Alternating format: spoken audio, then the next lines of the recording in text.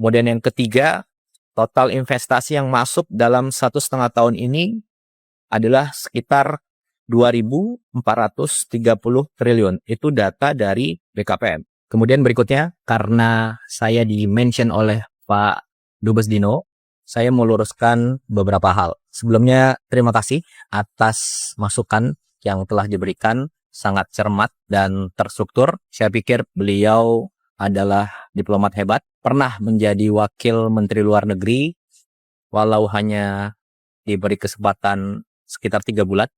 Jadi yang pertama, masalah biaya bila keluar negeri. Ini sudah dijelaskan beberapa kali. Jadi segala kelebihan biaya yang telah dianggarkan oleh negara itu sepenuhnya ditanggung oleh pribadi Presiden Prabowo.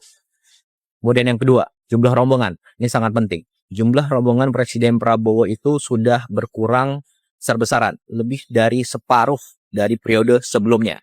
Jadi kalau dulu itu sekali keluar negeri bisa lebih dari 120 orang. Zaman Pak Dino seperti itu.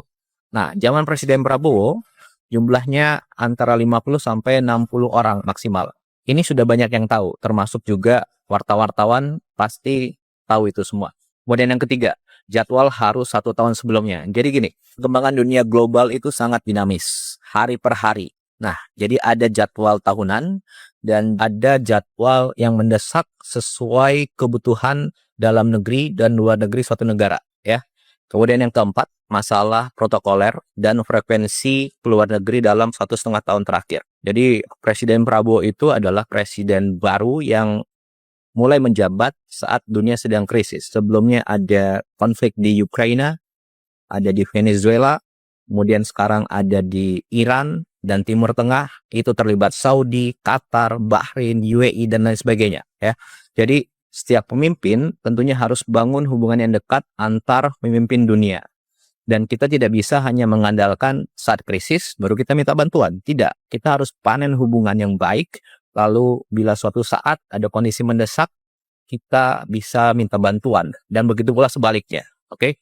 Untuk itu perlu kedekatan pribadi, kedekatan emosional antar pemimpin, baik secara langsung, diliput media, ataupun tertutup. Nah, itulah diplomasi. Jadi salah besar kalau dibilang hanya gagah-gagahan, seremonial. Jadi kita harus lihat apa yang sudah dicapai dalam 1,5 tahun terakhir ini. Yang pertama, Indonesia masuk BRICS. Manfaatnya apa? Ya sekarang ini, di tengah konflik krisis dunia, situasi negara terjamin. Stok BBM aman. Harga BBM subsidi tidak naik. Stok pangan aman. Kemudian yang kedua, tarif 0% di Uni Eropa. Ada 25 negara di situ. Dan ini perjanjian yang sudah diurus belasan tahun yang lalu. Tapi kapan tercapai? Ya zaman Presiden Prabowo, tepatnya tahun 2025 lalu. Kemudian yang ketiga, total investasi yang masuk dalam 1,5 tahun ini adalah sekitar 2.430 triliun. Itu data dari BKPM. Kemudian contoh konkret lagi nih. Bulan lalu, Presiden Prabowo ke Jepang dan Korea, kembali langsung ada investasi sekitar 575 triliun. Kemudian yang keempat, sekarang kita punya alat pertahanan yang kuat sekarang, ya. Dan itu dari banyak sekali negara. Prancis, Amerika, Rusia, Cina, Inggris, Eropa, banyak negara. Kemudian yang kelima, program ibadah haji tahun 2025 lalu dan khususnya tahun ini itu lancar. Nyaris tidak ada kendala-kendala yang signifikan. Indonesia adalah negara satu-satunya yang punya perkampungan haji di Arab Saudi. Dan Saudi sendiri mengubah undang-undangnya agar suatu negara mempunyai lahan di situ untuk digunakan oleh jamaah haji. Kemudian yang keenam, Presiden Prabowo betul-betul berperan aktif di Palestina. Apa buktinya? Satu, kita ada drop-off logistik dari udara. Sudah beberapa kali. Tidak semua negara bisa. Kenapa? Itu harus ada diplomasi dengan negara-negara yang wilayah udaranya dilewati oleh pesawat. Kemudian yang kedua, kita kirim kapal rumah sakit ke Palestina. Kemudian yang ketiga, kita menyekolahkan anak-anak Palestina di universitas di Indonesia. Sekarang mungkin sudah sampai 100 orang yang sudah sekolah di sini dan lain sebagainya. Kemudian yang ketujuh, baru minggu lalu ada WNI yang diamankan pihak Israel di Laut Bebas dan lewat diplomasi dari Menteri Luar Negeri dan teman-teman Kemlu selang beberapa hari kembalikan ke Indonesia. Jadi ini lewat diplomasi yang baik diberitakan maupun yang tertutup gitu ya. Dan ingat, yang tadi saya sampaikan adalah hasil konkret nyata 1,5 tahun terakhir. Dan semua itu adalah diplomasi yang dilakukan oleh Presiden Prabowo lewat berbagai macam cara, baik yang dipublikasikan maupun tidak dipublikasikan. Karena yang terpenting bagi kami adalah hasil konkretnya. Itu yang kita utamakan.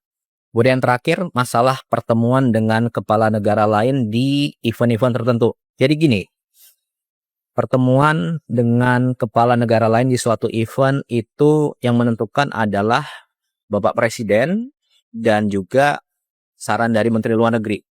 Dan beliau-beliaulah yang mengetahui mana yang prioritas, mana pertemuan yang harus diutamakan, mana pertemuan yang bisa langsung ataupun cukup menggunakan telepon, mana pertemuan yang perlu diberitakan, mana yang tidak diberitakan. Dan saya rasa semua diplomat hebat tahu itu. Jadi kurang elok rasanya kalau itu masih dipermasalahkan ya. Jadi ruang untuk setiap masukan tentu kita terima, tapi jangan sampai kita mengaburkan fakta tentang semua hasil yang telah kita capai. Bapak Presiden yang kami hormati, Bapak Presiden telah menganugerahkan bintang Mahaputra kepada saya, yang berarti Bapak mempercayai kredibilitas dan pandangan saya mengenai politik luar negeri. Karena itu saya juga merasa memiliki tanggung jawab moral untuk menyampaikan pesan apa adanya. Your friend is he who tells you the truth, not he who agrees with you. Sebagai sahabat lama Bapak, saya mewakili komunitas hubungan internasional dan banyak rakyat Indonesia menghimbau Presiden Prabowo untuk secara signifikan mengurangi perjalanan ke luar negeri dan tidak menganggap remeh jeritan publik mengenai hal ini. Dalam perhitungan kami, dari seluruh pemimpin dunia, Presiden Prabowo telah menjadi kepala negara yang paling sering melakukan perjalanan ke luar negeri. Semenjak menjabat menjadi presiden, 1 dari 6 hari dihabiskan beliau di luar negeri. Dan tidak heran kalau ada yang beranggapan bahwa ini tidak lazim dan di luar batas kewajaran. Dan sangat tidak mungkin dalam 18 bulan ke depan, Presiden Prabowo terus melakukan kunjungan internasional dalam frekuensi yang sama tingginya. Kunjungan kepala negara ke luar negeri memakan biaya yang besar dan bahkan sangat besar.